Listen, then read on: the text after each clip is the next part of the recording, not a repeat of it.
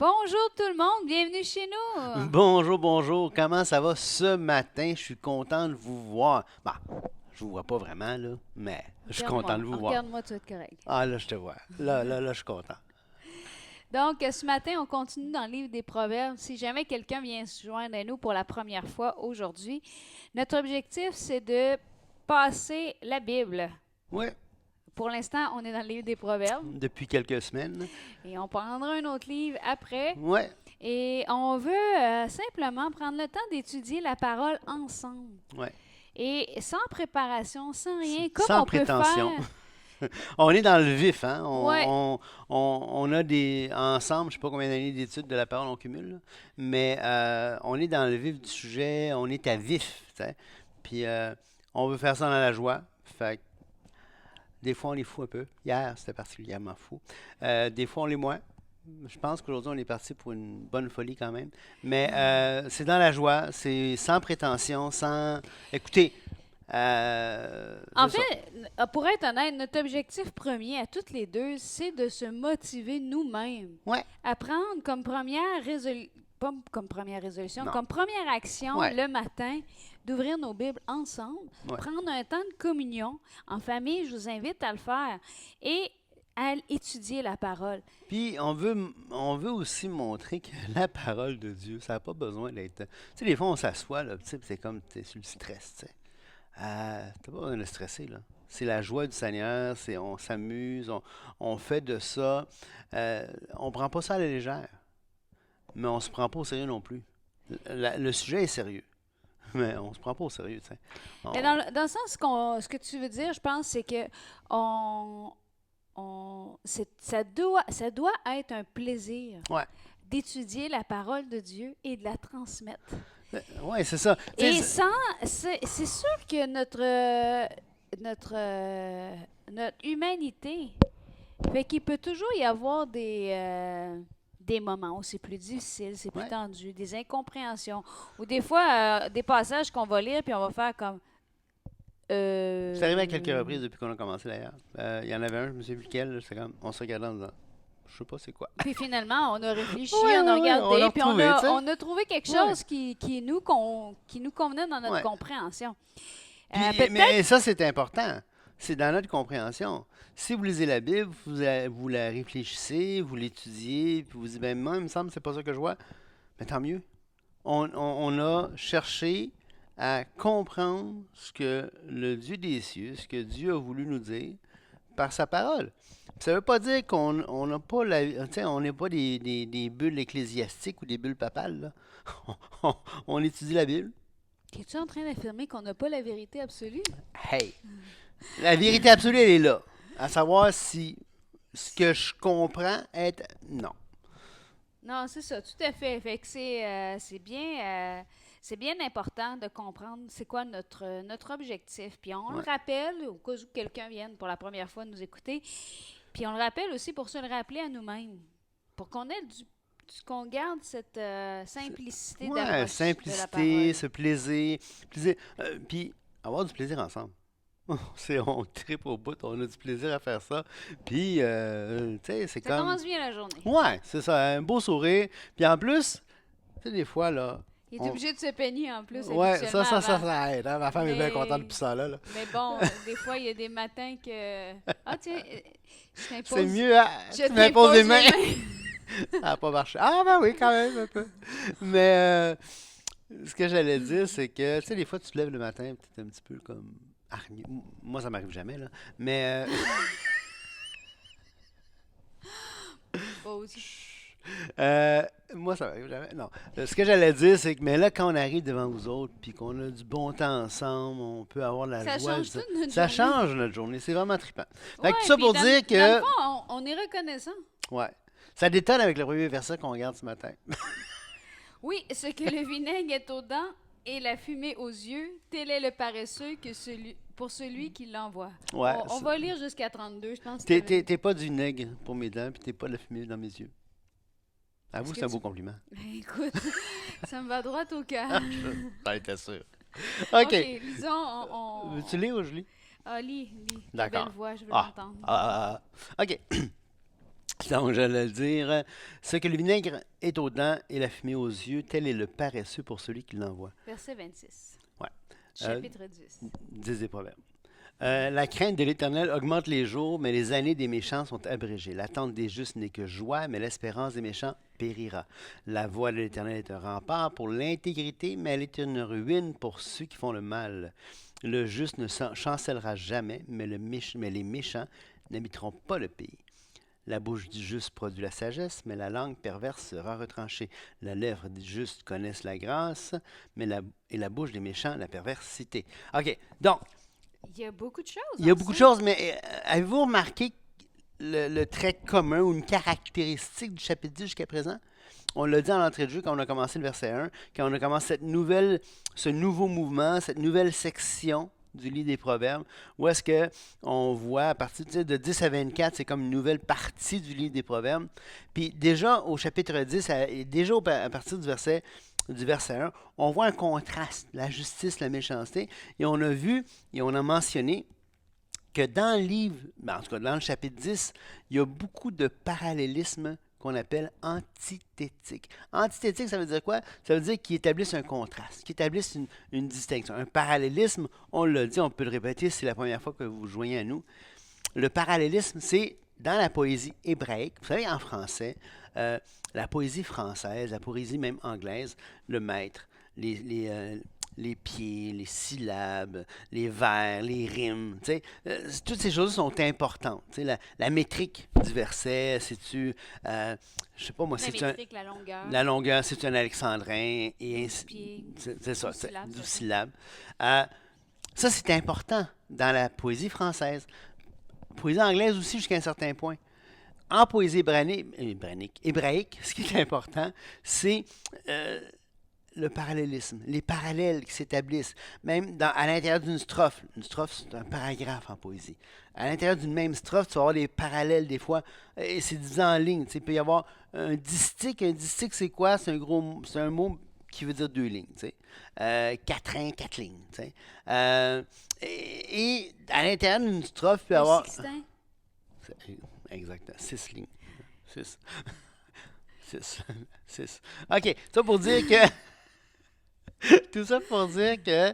Et les parallèles qui s'établissent à l'intérieur d'une strophe peuvent être soit dans un distique, donc en deux lignes consécutives, soit en quatre lignes consécutives ou en six lignes consécutives. Et ça s'établit. Là, on voit une suite de contrastes assez rapides. Tang, tang, tang, tang, tang. Hein? Où est-ce que l'auteur... Surtout, je lis vite, oui. Où est-ce qu'on voit l'auteur dresser un contraste entre la voix du juste et la voix du méchant, la voix du pécheur. Tu as lu vite. Qu'est-ce que j'ai dit? Lis. C'est vrai? Ouais. Mon français va s'améliorer. Si mon père m'entendait, Patrice, vous avez raison. Merci. Walk you behind the... Ouais, ça c'était mon ami Mike Walker qui était venu me voir une fois. J'étais à Trois-Rivières. Il dit I should whack you behind the head. Pah! Mais il l'avait pas fait. Gentil. OK, excuse-moi. Donc, Parenthèse. Si jamais vous connaissez Mike Walker, puis vous connaissez, il me connaît, puis ça, salut de ma part. Vas-y. Donc, on revient au texte.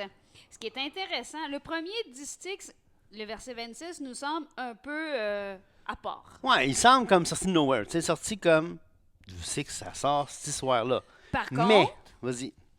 Par contre, on se rappelle qu'à partir de la deuxième section qui a commencé au chapitre 10, il y a plusieurs idées qui ont été abordées dans les chapitres précédents, lorsque le père parlait au fils ou à ses fils. Plusieurs idées qu'il a développées et qui ramènent juste comme un petit clin d'œil. Et là, on en a un exemple, parce qu'on a eu au chapitre... Attends une petite seconde. Ce qui est le paresseux. Tout au chapitre 6, on avait un long passage, va vers la fourmi paresseuse, considère ses voies, devient sage. Et un peu plus loin aussi, dans le chapitre 6, et je crois qu'on en reparlait au chapitre...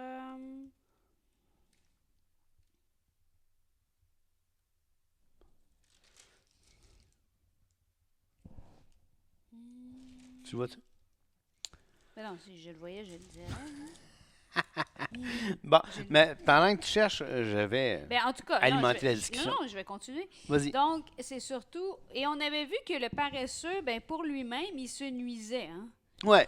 Et là, on voit dans ce passage-là ce que le vinaigre est aux dents, donc qui est un irritant, qui brise l'émail, ce que la fumée est aux yeux. Imaginez-vous dans du bord d'un feu de camp. Ben oui, c'est ça. Tu sais, t'es au bord du feu de camp, t'es assis, tu veux te faire griller des guimauves ou...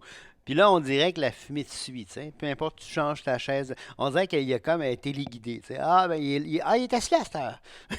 Là, tu reçois ça dans les yeux, c'est comme pas le fun partout. Mais, fait que la fumée est un irritant.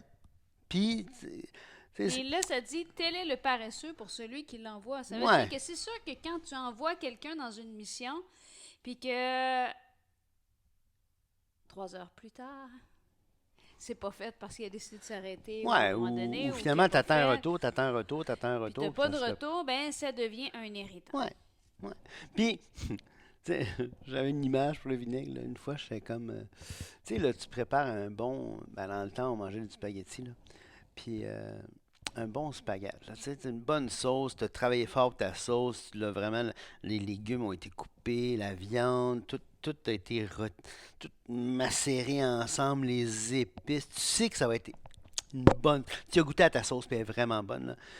Puis là, tu dis, hey, il me reste un bon Valpolicella que je n'avais pas fini, tu sais, un vin rouge que j'aime particulièrement. Et puis un vin italien.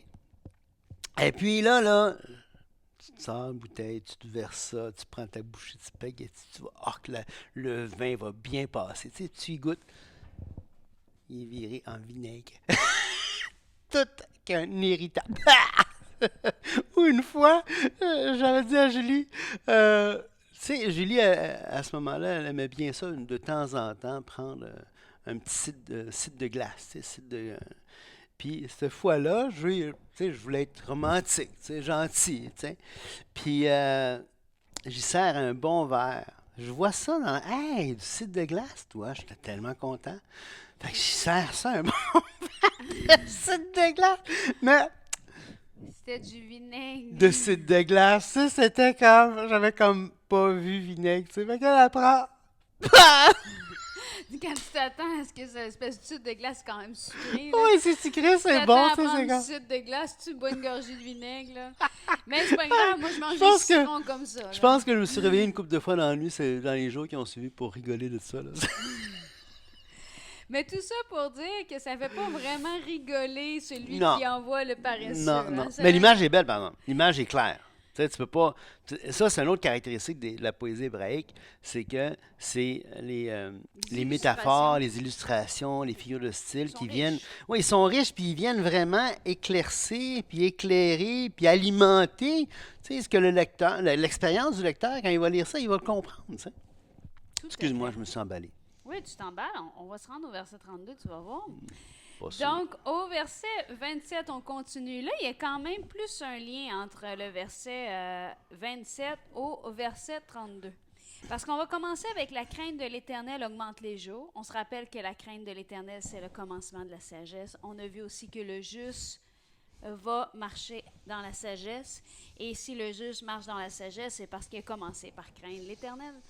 On a tous déjà développé ça dans les premiers chapitres qu'on a étudiés.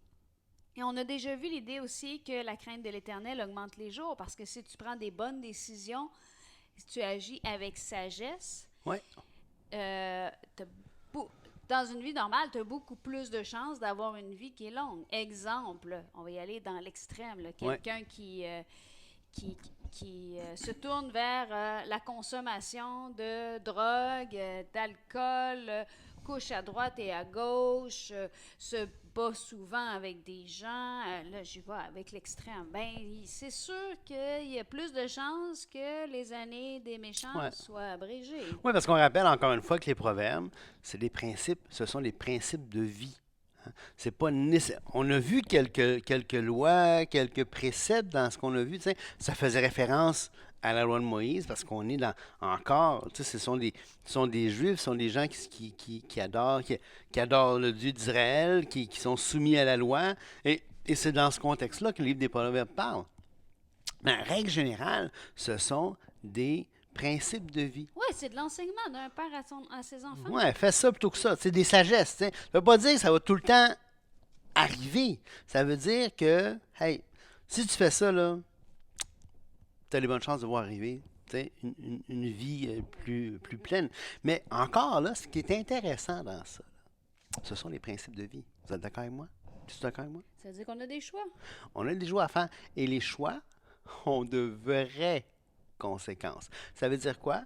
Ça veut dire que la crainte de l'Éternel, là, elle augmente vraiment les jours. Et les années du méchant vont être abrégées. Ça veut dire raccourcies. Ça veut dire que n'eût été de ces mauvais choix, la vie aurait été plus longue. Et n'eût été des bons choix, la vie aurait peut-être été plus courte. Donc, les choix qu'on fait, ça a vraiment une incidence sur la qualité de notre vie, sur comment on agit. Et donc, tu sais, tout n'est pas écrit d'avance, là. Tout à fait. Et on peut continuer? Oui, excuse-moi. Non, excuse-toi pas, on n'est pas pressé. Le verset 28 dit « L'attente des justes n'est que joie ». Et ça, je trouve ça fantastique parce que oui, on vient de voir que c'est dans la vraie vie, mais dans l'attente des justes n'est que joie. Pourquoi? Parce que les justes ont une espérance. Ouais. Une espérance qui dépasse le physique, qui dépasse notre vie actuelle. Ouais. Et c'est la joie au bout du compte. Ouais. Peu importe le chemin parcouru, peu importe les embûches, il n'est pas écrit ici, le chemin des justes sera pavé de roses et il y aura des petits oiseaux et des papillons qui virevoltent. Non. OK? Ça serait le fun. Mais il est C'est un marqué... peu à la Walt Disney. Tu sais. Bambi! Tu siffles, ouais, tu siffles, puis là, les oiseaux viennent. Pampan! Tu sais, Julie, quand elle va chanter dehors sur le balcon, elle pourrait mettre ses bras, puis les petits oiseaux viendraient se poser sur Les oiseaux viennent quand même quand je chante. Oui, c'est quand même le cool. On a vu ça l'autre jour, il y avait une couple d'oiseaux qui étaient là, qui sont venus sur la garde, puis qui attendaient, qui regardaient. Baisser la tête Patrice avait mis de la nourriture pour oiseaux avant. Pas cette fois-là, j'en ai lu avant, puis après. Ah oui, avant, oui, c'est vrai. Peut-être qu'il va y avoir de la bouffe, hein? Hey! Café des artistes, bouffe inclus avec un chanson. Laisse-moi revenir, là. L'attente des justes n'est que joie, mais l'espérance des méchants périra. Excusez. Pourquoi l'espérance des méchants périra? Bien, on a vu les années des méchants sont abrégées, puis il n'y a pas d'espoir. À moins que le méchant ne se repente et prenne le chemin de la justice, le chemin de la vie. Parce que la sagesse crie. On l'a vu dans les chapitres avant. Écrit partout, à la croisée des chemins, elle se tient à la porte des maisons, dans les lieux bruyants. Elle est là, puis elle crie. Mais l'espérance des méchants périra.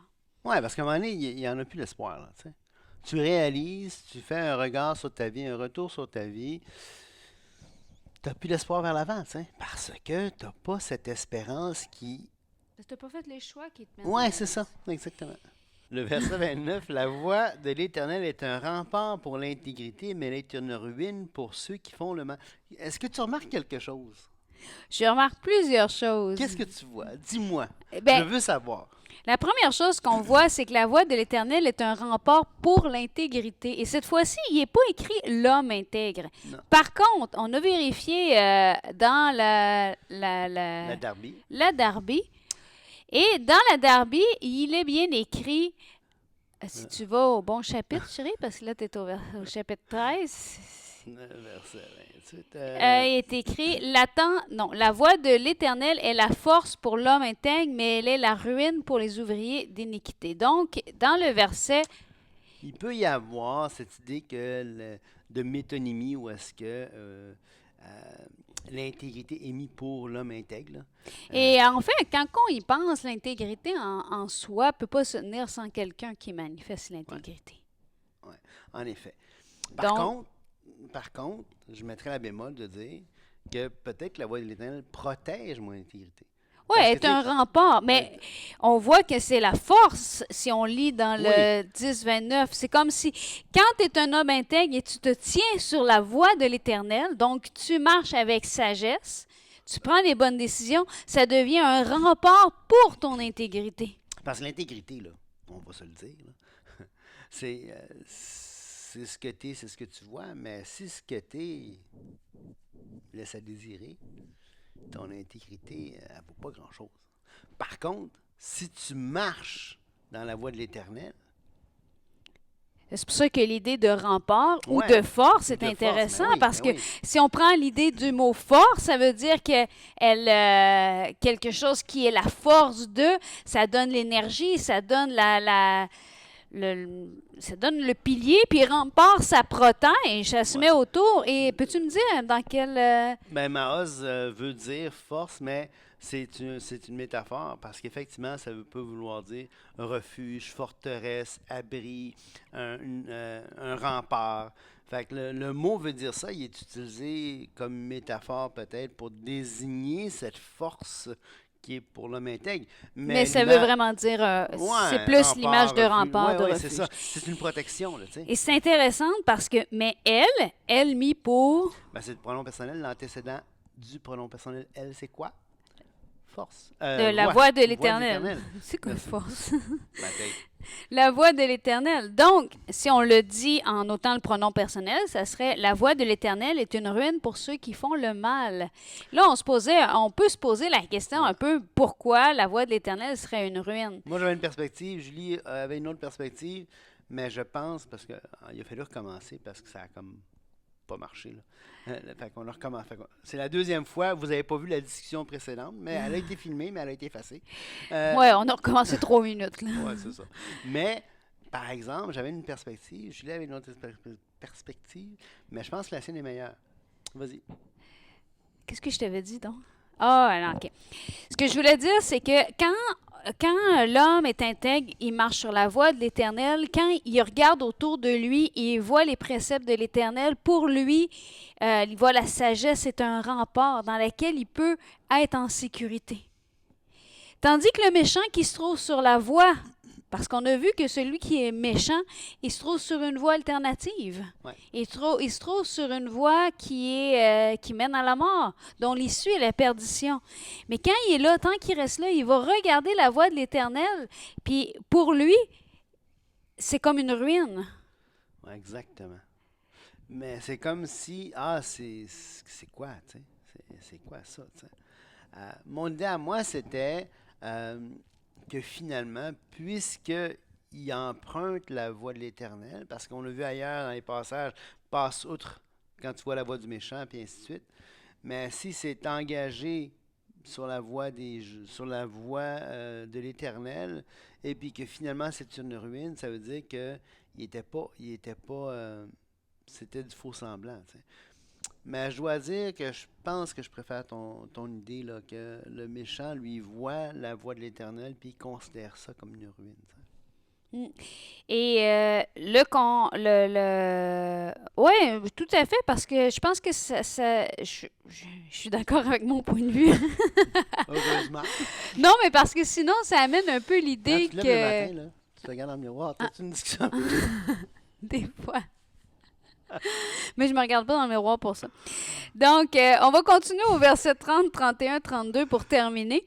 Le juste ne chancellera jamais, mais les méchants n'habiteront pas le pays. On se rappelle que l'idée de ne pas chanceller, ça ne veut pas dire ne fera pas d'erreur, ne tombera pas, ne fera pas d'échec, mais ça veut dire qu'au final, le juste va se tenir.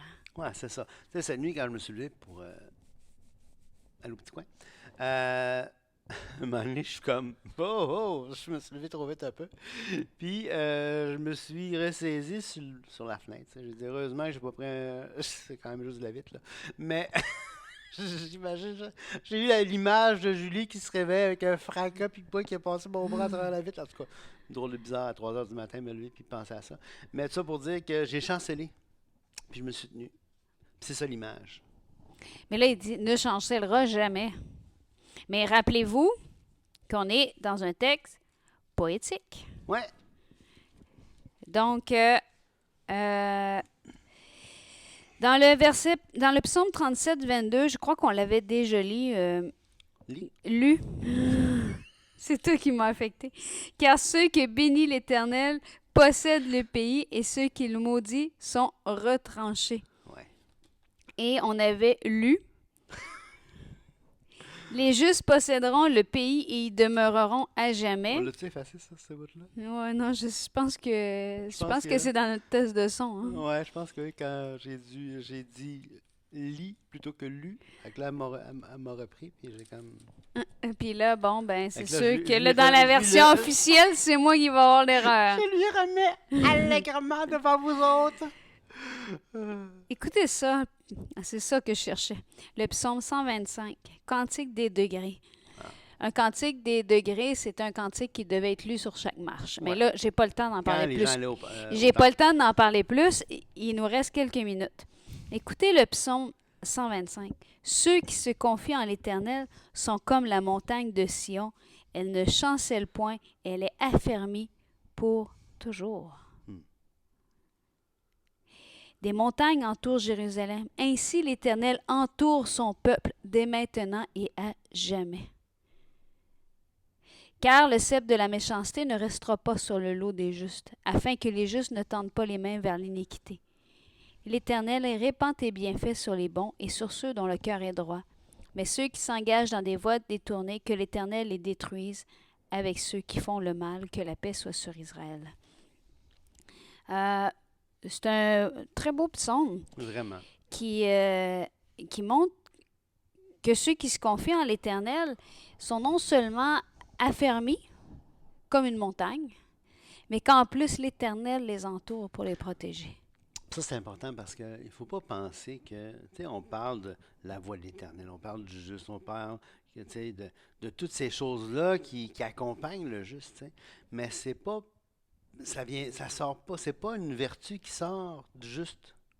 C'est Dieu qui accompagne le juste, qui est une protection, tu sais.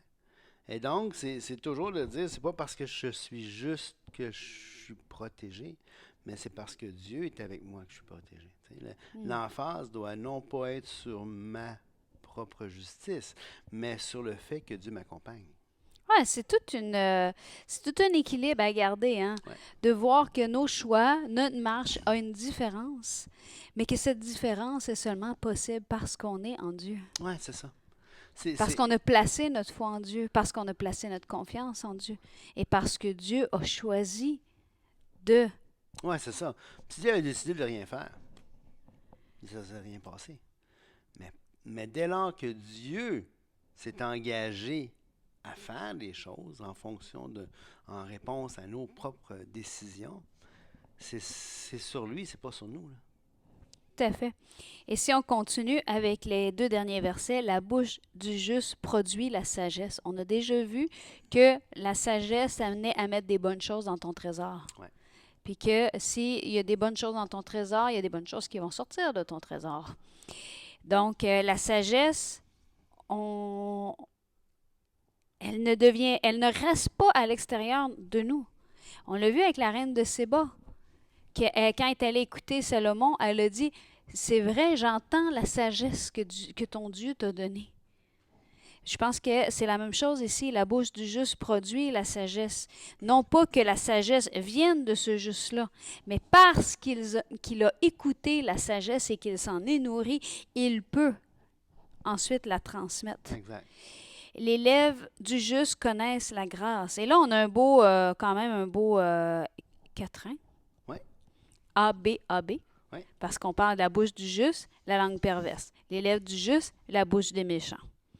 Donc, il y a vraiment... c'est le même thème, les mêmes idées, antithétique. Un jeu de métaphores tu as des parallèles synonymiques. A, B, donc A qui est parallèle avec A qu'on dit, là. B qui est parallèle avec B', parce que tu mets une petite apostrophe au deuxième B puis une petite apostrophe au deuxième A. T'sais. Alors, tu as A', B', qui sont les parallèles, mais chaque distique qui forme le quatrain, les 2 distiques qui forment le quatrain sont les parallèles antithétiques. Écoutez bien ce que je vous disais, là, que la raison pour laquelle le juste, sa bouche, peut produire la sagesse. Regardez bien dans le psaume 37, la Bible explique la Bible. Hein? Verset 30. La bouche du juste annonce la sagesse et sa langue proclame la justice. Écoutez le verset suivant. La loi de son Dieu est dans son cœur. Ses pas ne chancellent point. Donc, ce matin, on vous encourage à nourrir votre cœur. Oui, c'est ça. Et comme on l'a vu, à lier la parole sur notre cou, à la porter comme un ornement de valeur, afin que nos pas ne chancellent point et qu'on puisse être des annonceurs de sagesse. En tout cas, ça a été un plaisir un matin. Fait qu'on se voit demain, par la grâce de Dieu. Bye.